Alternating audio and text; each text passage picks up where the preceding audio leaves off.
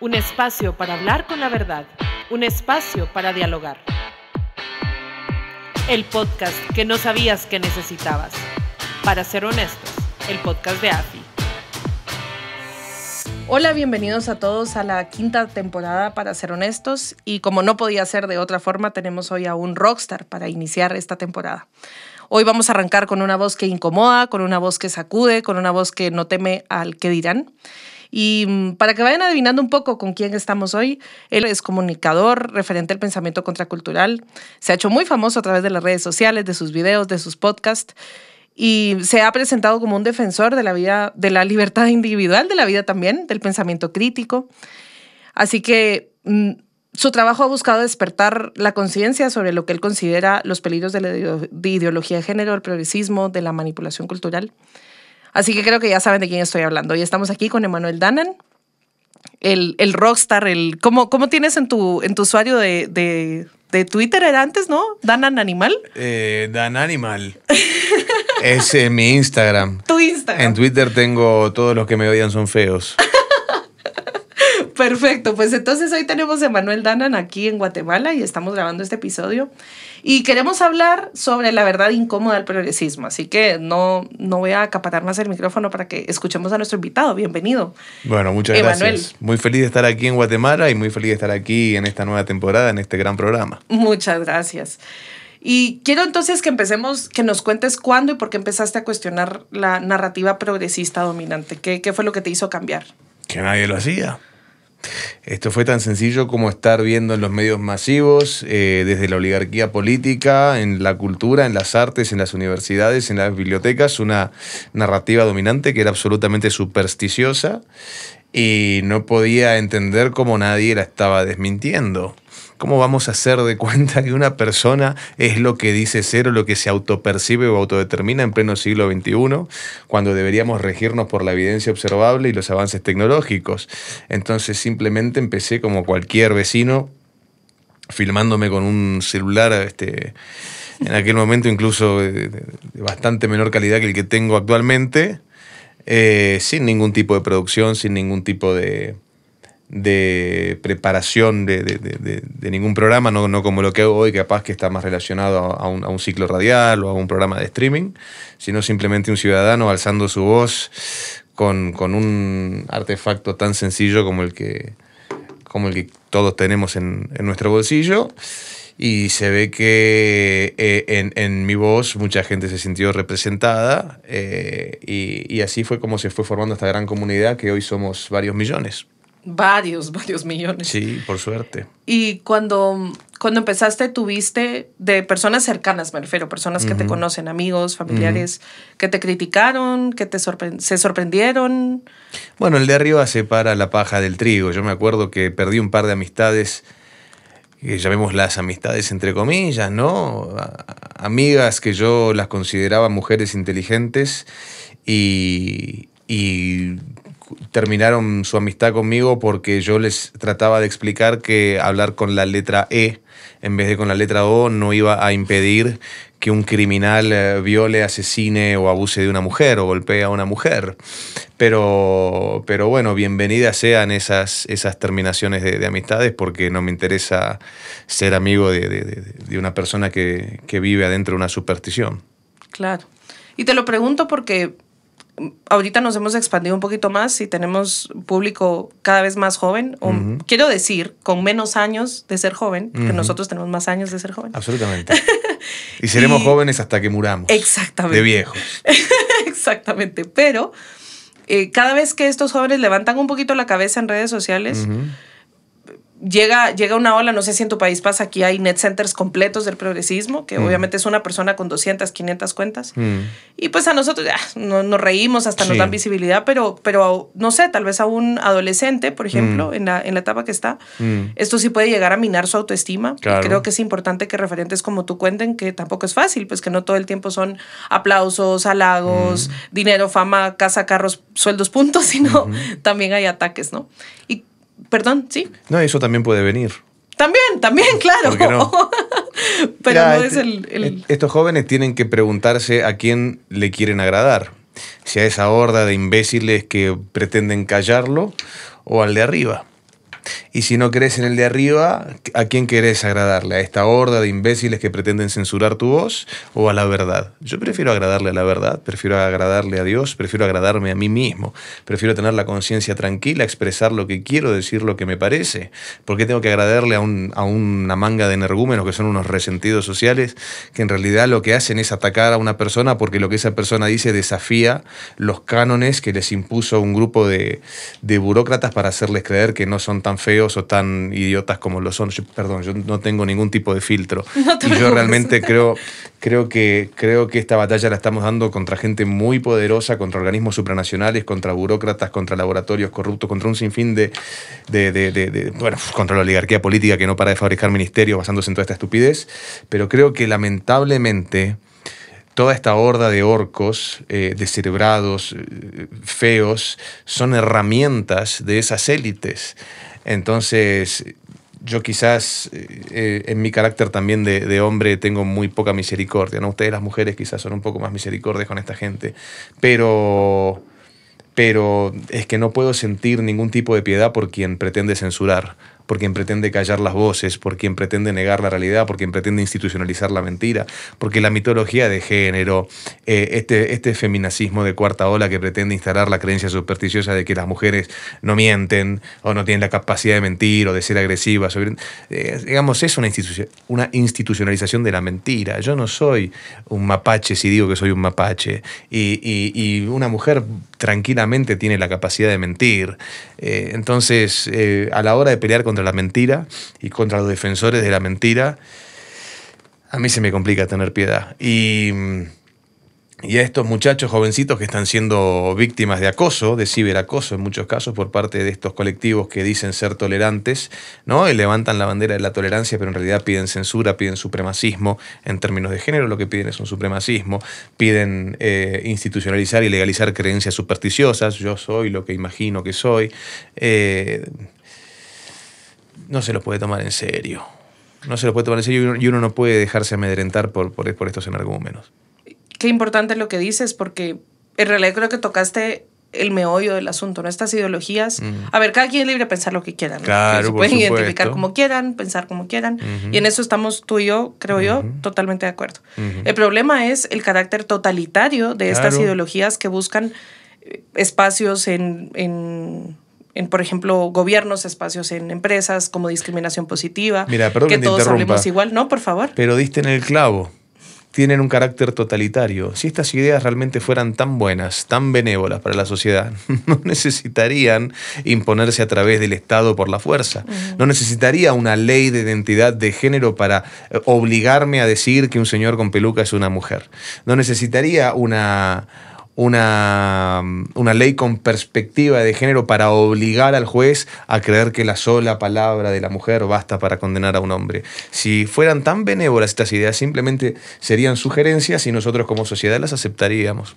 Completamente. Y ahorita dimos ejemplos o hablamos de ejemplos aparte, o mejor dicho, desde el punto de vista judicial, legislativo, pero hay ejemplos también de este totalitarismo, de este enfoque o carácter totalitarismo en las redes sociales, pero también en empresas. Sabes que aquí tenemos varios casos de empresas que se han pronunciado, marcas, empresas que se han pronunciado a favor de la vida, la familia y la libertad, y llegan estos grupos como hordas pequeñas, pero muy violentas, a destruir, por ejemplo, iglesias, a destruir empresas, a destruir locales, y los intentan amedrentar. O sea, como que no tuviera una persona, una marca, el derecho a pronunciarse como se le dé la gana. Claro, porque son fascistas. Exacto. Estos grupos de individuos impresentables, intrascendentes en su vida diaria, esclavos del poder real, son fascistas. Son todo eso de lo que nos acusan a nosotros. Fíjate. Nos llaman fascistas por decir la verdad. Ahora, sin embargo, ellos son los que van y rompen a las empresas que no adhieren a su narrativa.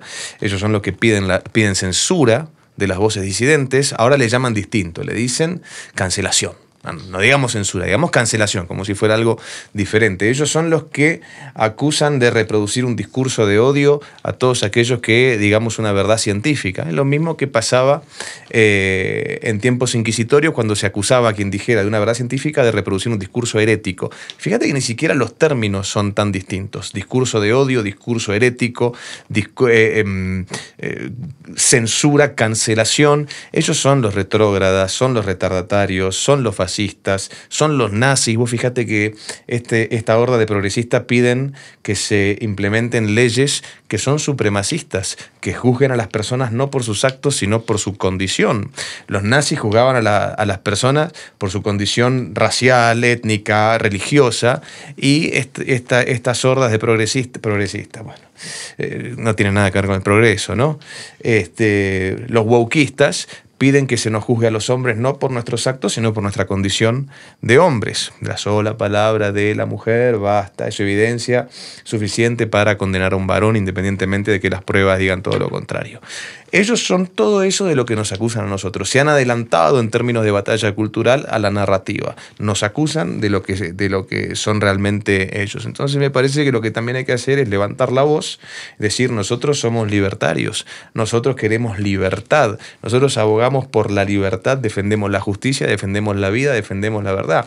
Todos estos progresistas, wokistas, izquierdistas, esclavos del verdadero poder, herramientas de los organismos supranacionales, prostitutas de los laboratorios, de las farmacéuticas que quieren hacer negocios hormonando chiquitos de 3 años ¿Qué piensa un chiquito de 3 años? Un chiquito de 3 años es un tipo que no puede distinguir la realidad de la fantasía. Un chiquito de 3 años es un chico que piensa que el 25 de diciembre baja un gordo por una chimenea con una bolsa de regalo que viene en un trineo volador con ciervos que vuelan. ¿Cómo va a estar con la conciencia lúcida para decidir si quiere ser mujer, varón, no binario, todas estas creencias supersticiosas? Todas estas personas realmente vienen con una narrativa absolutamente retardataria, retrógrada, fascista, supersticiosa. Y nosotros tenemos que alzar la voz y decirles basta, esto no es así. Y no tenemos que tenerles miedo. Estos son los fascistas del hoy. Y nosotros somos los verdaderos antifascistas.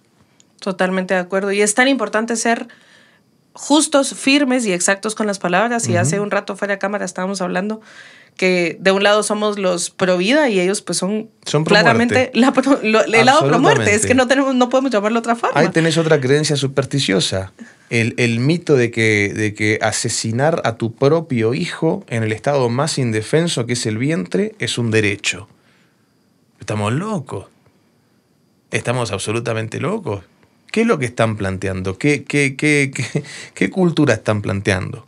Matar a tu hijo, hormonar a los chiquitos, promover hábitos insalubres, ¿no? Ese body positivity, no sé si ha llegado aquí, pero son personas que celebran la obesidad mórbida que puede traer problemas del corazón, que puede traer un sinfín de problemas de salud. No lo digo yo, lo dice cualquier médico, lo dice la mismísima Organización Mundial de la Salud, que para mí es un organismo nefasto, pero en esto tiene razón. Es una pandemia la obesidad. Y vienen estos con el body positivity a hacer de cuenta que aquellos que más o menos nos cuidamos, somos gordofóbicos y promovemos estándares inalcanzables de no sé qué. Son todos relatos absolutamente distópicos.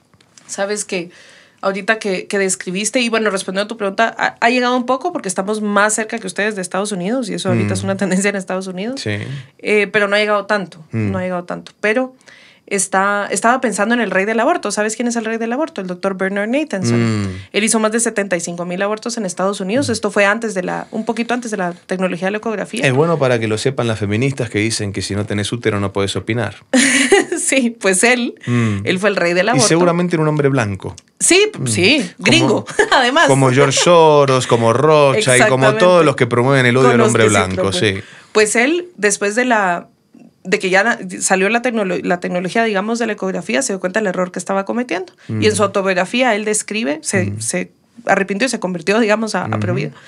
Y describe la técnica que él utilizó para poder aprobar, porque él ayudó en el caso de Roe versus Wade y toda la aprobación. Y entonces él dice, primero, creamos un enemigo común, que en el caso de Estados Unidos fue la Iglesia Católica. Segundo, inventamos cualquier número. Él decía, Claro. era imposible saber cuántos abortos, Claro. clandestinos había porque son clandestinos. Exactamente. Pero inventamos un número que fuera impactante y lo repetíamos y lo repetíamos y lo repetíamos para que se hiciera verdad. Y tercero, relativizamos el momento de inicio de la vida. Claro. Lo relativizamos, decíamos que podía hacerse semana 7, semana 20, y nosotros oímos eso que dijo Bernard Nathanson en los años 70, que él, pues confesando, por decirlo de alguna forma, no lo que hizo. Y siguen con la misma narrativa, ¿no? Es que es una técnica fascista, es una técnica nazi, repetir una mentira hasta que la gente la crea. Así es. Es una técnica de propaganda, pero viejísima. Y la gente sigue cayendo y me hace gracia que estos grupos crean que los nazis somos nosotros por querer salvar una vida o por no querer que se haga negocio a través del Estado y de la farmacéutica corrupta con los chiquitos. Terrible. Es demente.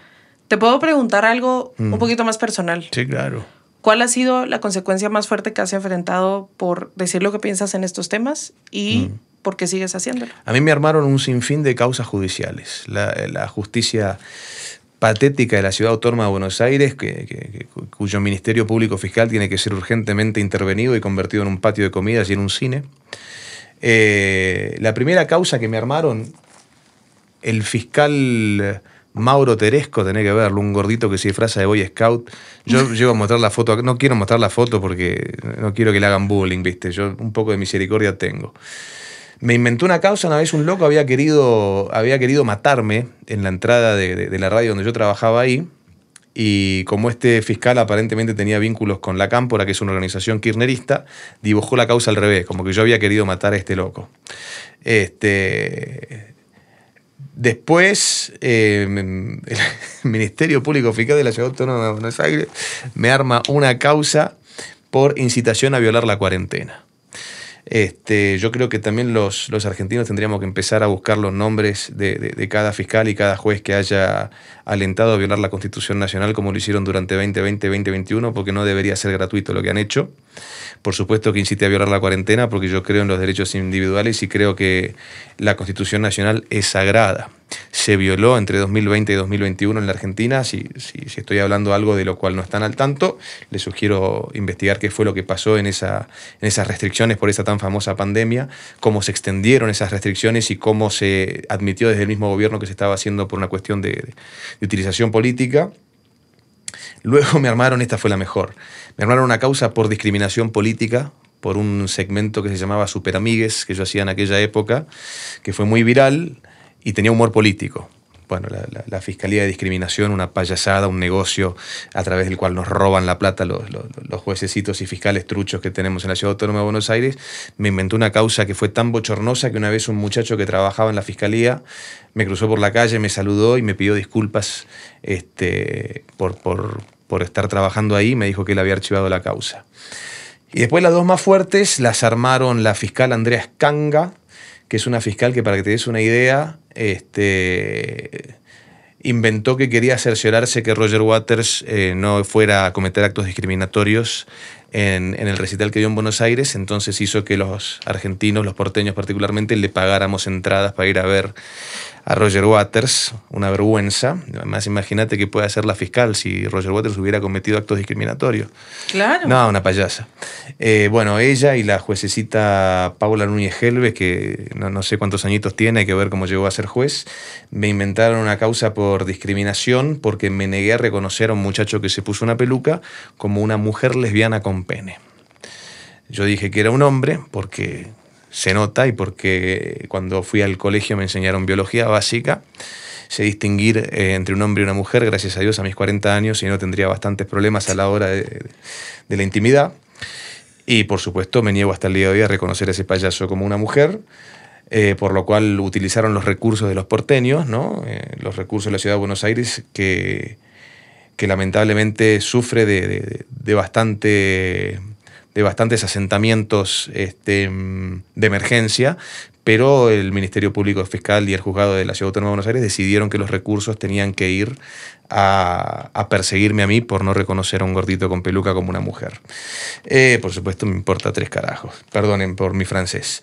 Y después la última gran causa me la armó la editora de género fascista.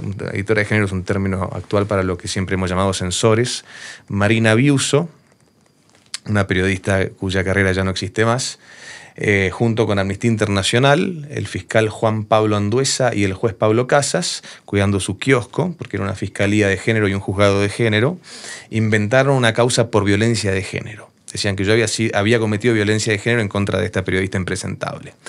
Como no tenían ningún elemento, tuvieron que inventar la figura de violencia psíquica y violencia simbólica. Pues fíjate hasta dónde llegan con tal de cuidar el kiosco. Bueno, ¿por qué? Porque yo soy un disidente de su agenda ideológica. Yo mostré cómo, con el cuento del género, estamos financiando los porteños fiscalías de género, juzgados de género, talleres de género, cursos de género en todas las instituciones, incluida la justicia, incluido el Estado, incluido incluso el sector privado. Y por supuesto que este mismo fiscal de género, no sé si habrá sido el mismo fiscal, pero la misma fiscalía de género comandada por Juan Pablo Anduesa, y siempre voy a decir bien los nombres, y si puedo mostrar sus caras lo voy a hacer, porque hay que mostrar quiénes son los sicarios del poder real, mientras destinaba los recursos de los porteños a perseguirme a mí por violencia simbólica, liberaba a un criminal 9 veces, ¿sí? 2 de esas veces había abusado de 2 mujeres distintas y la última vez que lo atraparon fue por violar a una enfermera en el Hospital Fernández.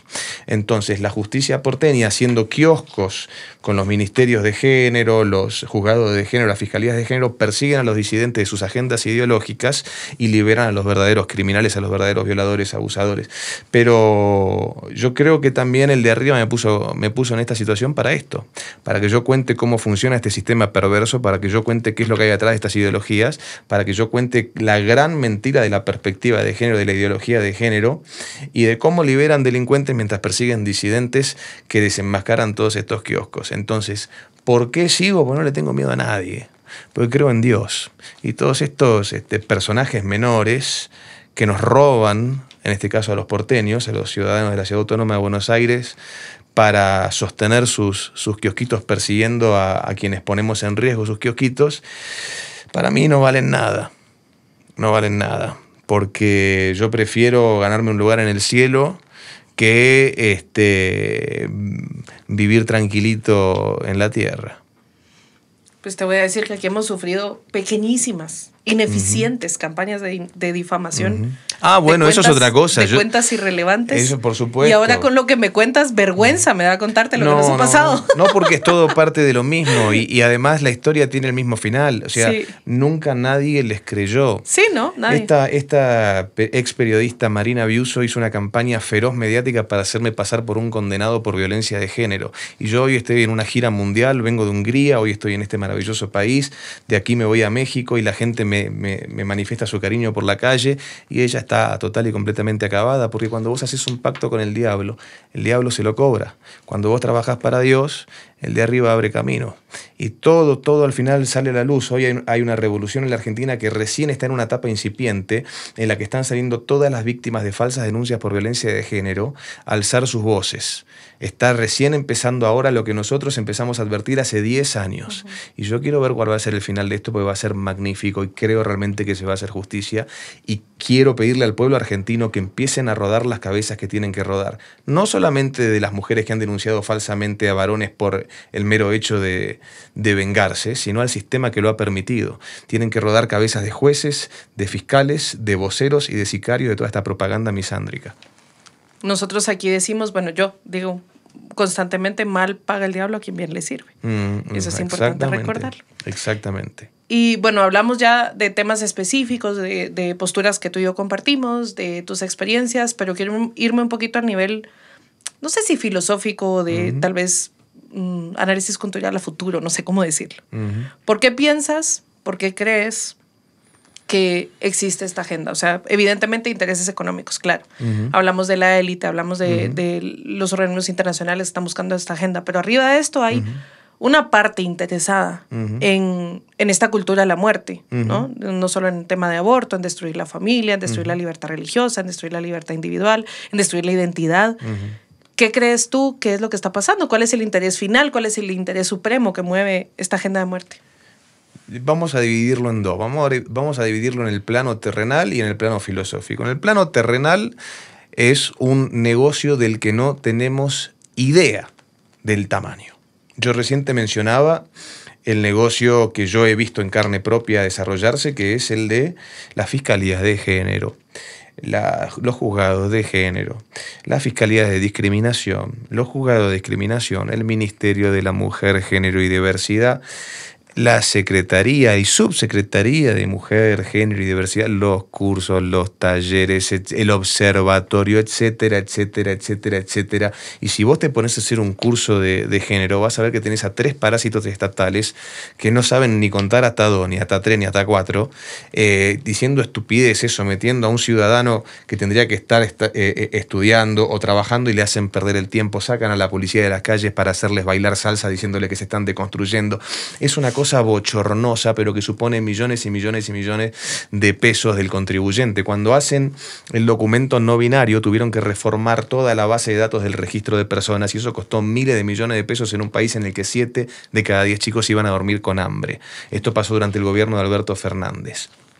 El negocio es inmenso, ni hablar del negocio de las farmacéuticas corruptas. ¿Por qué quieren que los chicos sean transexuales? Para que empiecen a hormonarse desde que son apenas unos infantes. ¿Por qué? Y porque el tratamiento hormonal cuesta entre 30 y 50 mil dólares anuales por el resto de la vida de quien se somete a eso. Entonces, el negocio es absolutamente gigante y lo encontraron en el Estado y en connivencia el Estado con ciertos sectores corruptos del sector privado. Es un negocio del que no tenemos idea la plata que corre. Eso en términos terrenales. Y por eso, por supuesto, cualquier disidente de esta agenda va a ser cancelado, o sea, censurado, va a ser acusado de reproducir un discurso de odio, como en la época inquisitoria se lo acusaba de reproducir un discurso herético. Si decís algo que es verdad, pero que va contra los intereses de las élites, vas a ser señalado. Copérnico, Galileo y ahora nosotros. Mira, tenemos que estar orgullosos de estar en esa lista. Difamados, perseguidos, acusados. Absolutamente, en fin. Sí. Absolutamente. El régimen de Biden le pagaba panfletos como, por ejemplo, Revista Anfibia para difamarme a mí, para difamarme a Guslaje, que lo has tenido aquí también en este mismo segmento. Eso en términos terrenales. Es un negocio del que... Porque uno dice, bueno, es un negocio. No, es un negocio del que no tenemos idea de la plata que se mueve ahí. Es demasiada plata. El negocio enorme que está haciendo Planned Parenthood, el negocio enorme del aborto, digamos, no vamos a creer que el aborto realmente es un derecho, eso le cuesta plata al contribuyente, eso genera mucho dinero para quienes practican ese asesinato, ese homicidio agravado por el vínculo. Aportando, perdón, antes que pases al plano filosófico, otro tema que nosotros trabajamos constantemente es la lucha contra la pornografía, que es la industria cliente número 1 de la trata de personas. Y ahí hay todavía aún más plata. No, y si nos adentramos en eso, la trata de menores, exacto, el contenido que hay para personas que consumen pornografía infantil. Exacto. Es lo más perverso que puede existir. Eso en el plano terrenal. En el plano filosófico, ¿por qué hay una agenda de destrucción total y de reivindicación de la muerte y de ir en contra de todo lo que es el orden natural, básicamente? Y porque hay mucha gente muy poderosa que son una manga de satanistas pedófilos. Hay que decirlo así. Hay una lista de quienes iban a la isla de Epstein que todavía no sale, porque si sale a la luz se va a caer el sistema abajo cuando veamos los nombres que había ahí. ¿Quién carajo puede estar interesado? Perdón mi francés, pero son temas que me molestan. ¿Quién puede estar interesado en mutilar y hormonar a un niño? En cercenarle su inocencia. ¿Quién puede estar a favor de asesinar a un niño en etapa de gestación, a un ser humano en etapa de gestación? En legalizar un homicidio y que te lo justifiquen diciendo que hay una ley que lo avala. Sí, también hubo una ley que avaló la esclavitud, hubo una ley que avaló el asesinato de judíos por el mero hecho de ser judíos. ¿Quién puede estar a favor de eso? Bueno, si están a favor del orden natural, uno tiene que pensar que son satanistas. ¿Quién puede estar en contra del orden natural? En contra, quise decir, ¿no? Del orden natural. ¿Quién puede estar en contra de la creación de Dios? ¿No? En contra de la vida, a favor de la muerte, en contra de la inocencia, en contra de los niños. ¿Quién? Un satanista. ¿Y quién puede estar promoviendo educación sexual que hipersexualiza a los niños? Que llama a los niños a volverse transgénero. Vos sabés que en la Argentina tenemos un programa de educación sexual, educación entre muchas comillas, sexual, ¿sí? Que se llama ESI, Educación Sexual Integral, para las primeras infancias. ¿Qué es la primera infancia? Desde los 0 a los 6 años. Es decir, un recién nacido hasta los 6 años. ¿Sabes en qué consiste el manual? En llenarle la cabeza de basura al pibe haciéndole creer que puede ser transgénero y que el género es un espectro. ¿Qué le tiene que explicar eso a un chiquito recién nacido? Entonces, ¿quién tiene en la cabeza hablarle de hipersexualizarse, tener relaciones con quien quiera y volverse transgénero a un niño recién nacido? Un pederasta. Entonces, atrás de esto debe haber pederastas satanistas. Y hay que decirlo con todas las letras. Y que haya satanistas no significa... Yo no estoy diciendo acá, no estoy tratando de convencer a la audiencia de que Satanás existe, es real, va a venir acá con sus cuernos rojos, su tridente y su colita. No, significa que hay gente que realmente venera todo lo que está mal, todo lo que es contrario a lo que nosotros creemos que es el orden natural de las cosas. Son satanistas y son pederastas. Por eso están en contra del orden natural y quieren hipersexualizar a los niños. Además, que cuando vos a un chiquito le empezás a hablar, lo empezás a hipersexualizar, un chiquito que no tiene idea de la vida, te estás asegurando un mayor negocio para el aborto. Porque a los 12 años ya van a estar embarazando chicas. Exacto. Sí, es un negocio redondo. Es un negocio redondo. Ahorita que tocaste la parte filosófica, bueno, me voy a ir un poquito a la parte teológica, que usualmente no hacemos eso aquí porque no somos especialistas en teología, pero muchos teólogos cuando hablan de la figura del demonio, que yo sí creo que existe el demonio, así como creo que existe Dios, hablan de cómo el demonio siempre copia las cosas que Dios hace y las copia mal. Claro. Pero ahorita que estabas diciendo esto, ¿qué dijo Jesús nuestro Señor al momento de instaurar la Eucaristía? Decía, este es mi cuerpo, ¿no? ¿Cuál es la consigna del aborto? Exacto. Tu cuerpo, tu decisión. Este es mi cuerpo, ¿no? Exactamente. Entonces el demonio siempre copia. Pensé en esa frase de un sacerdote que hace esa reflexión ahorita que lo estabas diciendo y me pareció muy interesante. ¿Y qué decía Jesucristo de los niños? Que quien los escandalizara más le valía amarrarse una soga al cuello y tirarse al mar con una piedra. Ahí los tenés. Sí. Ahí los tenés, hipersexualizándolos, hormonándolos, mutilándolos por un puñado de billetes. La agenda es satanista, creamos o no creamos en el mismísimo demonio. Sí, exacto. Te entiendo perfectamente. Bueno, pues importante conocer tu perspectiva. Creo que no vamos a tener en este plano el cuadro completo de cuál es el titiritero, ¿no? Que está moviendo estos... Hay muchos, ¿verdad? Hay varios. O los titiriteros. O no tantos, ¿no? Son un grupo, ser, ¿no? Son un grupito, sí. Pero vale la pena saber que aquí no nos dejamos engañar, vamos a tener pensamiento crítico y vamos a defender lo que queremos hasta terminar. Hasta el final, quiero decir. Claro. Y para terminar, quisiera pedirte un par de frases para aquellos que nos ven jóvenes, que tienen menos tiempo de ser jóvenes o que tienen más tiempo de ser jóvenes, madres, padres de familia, estudiantes, trabajadores que se ocupan de sus cosas, ¿no? Porque el día a día te come. Pero les llama la atención esta causa. Cada vez que lo han hablado, lo que te he dicho, ¿verdad? Les intentan cortar la cabeza, les intentan censurar, cancelar. ¿Qué les puedes decir? Porque obviamente nosotros desde AFI, para nosotros es la batalla, para nosotros es el tema. A esto nos dedicamos, es nuestra pasión. Pero a veces la gente no lo tiene en el centro, ¿no? Y no sé, como que podrían pensar que no es prioridad, no vale la pena exponer su imagen, exponer su nombre, exponer su trabajo, exponer, ¿verdad? Por esta causa. ¿Qué les dirías? Sobre todo a los que son padres, si sus hijos no son prioridad, si prefieren huirle a un mero escarnio público a costa de que su hijo el día de mañana sea adoctrinado, mutilado, hormonado y cuando se arrepienta de ello le ofrezcan la eutanasia como solución, bueno, que después no lloren, que después no se quejen.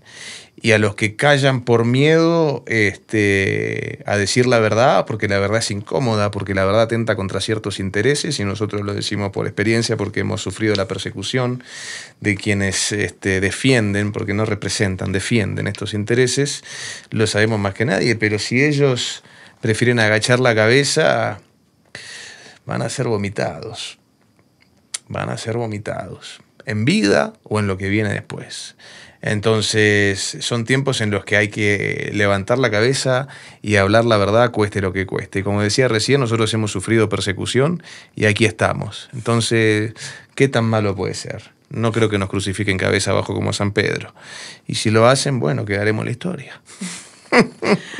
Pues no nunca fue más fácil saber cuál es el lado correcto de la historia. Sí, entonces, me parece que no hay ningún tipo de duda respecto de esto. El que tenga miedo de hablar con la verdad va a ser un colaboracionista y va a morir arrepintiéndose de no haber levantado la cabeza y luchado por las nuevas generaciones. Bueno, y no creo que vayamos a poder terminar mejor que eso, que esa reflexión. Te quiero agradecer profundamente que estés aquí. Sé que han sido jornadas duras en esta gira, pero pues te tenemos mucho cariño en AFI y sé que nos tienes mucho cariño, así que de verdad te agradecemos mucho. Y ustedes no se pueden perder. Por favor, sigan a Manuel en sus redes, seguramente ya lo siguen, pero si no, ahí están sus redes, se los dejamos en la descripción. Y sigamos adelante por la verdad. Gracias. Gracias a ustedes.